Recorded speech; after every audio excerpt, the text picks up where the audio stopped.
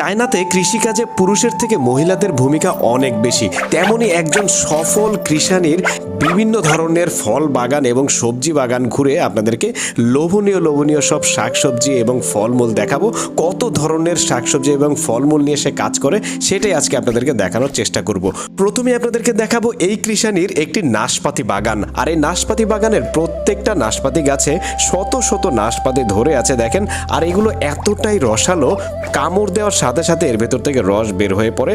আর এই সারা পৃথিবীতে তারা এই ফলগুলো রপ্তানি করে থাকে। আরও অনেকগুলো ব্যতিক্রম ধরনের ফল শাকসবজি রয়েছে, যেমন এইখানে দেখতে পাচ্ছেন ব্যতিক্রম ধরনের কিছু মিষ্টি কুমড়া।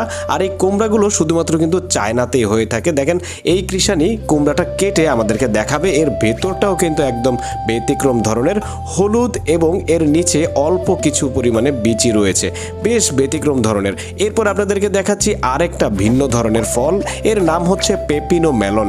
আর এটি চায়নার খুবই জনপ্রিয় একটি ফল। আর এই ফলটা পুরোপুরি একটি রসালো ফল। দেখেন কাটলে এর ভিতরটা কিন্তু দেখতে বেশ দারুণ লাগছে, খুবই সুন্দর একটি ফল। তারপরে আপনাদেরকে দেখাচ্ছি এই কৃষানীর একটি আপেল বাগান। শুধু দেখতে থাকুন, মন ভরে উঠবে। দেখেন কত সুন্দর সুন্দর লাল টকটকে আপেল ধরে আছে। তারপরে এখানে দেখতে পাচ্ছেন বিশাল বড় একটা শেডের নিচে আদা চাষ করা হয়েছে। দেখেন টেনে টেনে এই যে মাটির নিচের আদাগুলোকে উঠানো হচ্ছে। দেখেন কত চমৎকার ফলন হয়েছে আদাগুলো, বেশ দারুণ লাগছে, কিন্তু খুবই ঝুরঝুরে মাটির মধ্যে আদাগুলো হয়েছে। এরপর আপনাদেরকে দেখাচ্ছি এখানে আরেকটা ফল রয়েছে, এটাকে বলা হয়ে থাকে পিচ ফল।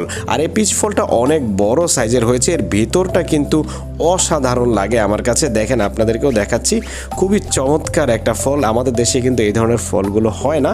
তারপরে এইটা আমার কাছে বেশ ব্যতিক্রম লেগেছে। দেখেন কেমন একটা গাছ, বড়, কিন্তু এইটা একটা মিষ্টি আলু জাতের গাছ আর কি। দেখলে অবাক হবেন আরও বেশি। দেখেন মাটির নিচে এক একটা গাছের নিচে 5 থেকে 10 কেজিরও বেশি পরিমাণে আলু হয়। দেখেন এই আলুগুলো কিন্তু একেবারে ব্যতিক্রম ধরনের একটা আলু। তারপরে এখানে আরেকটা আলু রয়েছে যেটা আমাদের দেশীয় আলুর মতো, কিন্তু এর ভেতরটা হচ্ছে লাল বা খয়েরি রঙের বলতে পারেন আর কি। বেশ ব্যতিক্রম ধরনের আরেকটা আলু। এক কথায় যদি বলি, চায়নায় কৃষিকাজে নারী পুরুষ সমানভাবে মাঠে পরিশ্রম করে এবং তাদের কৃষি টেকনোলজি পৃথিবীর অন্যান্য উন্নত দেশের থেকেও অনেক বেশি আধুনিক, যার কারণে তারা এত বেশি উচ্চ ফলনশীল শাকসবজি ফলমূল উৎপাদন করতে পারে। যাই হোক, কেমন লাগলো আজকের ভিডিওটি কমেন্ট করে আপনাদের মতামত জানাবেন। ভালো লাগলে ভিডিওতে এখন একটি লাইক করে দিন এবং চ্যানেলটি সাবস্ক্রাইব করে দিন এবং আমাদেরকে ফলো করে দিন, যেন পরবর্তীতে এরকম মজার ভিডিওগুলো আরও দেখতে পান। ধন্যবাদ, সবাই ভালো থাকুন।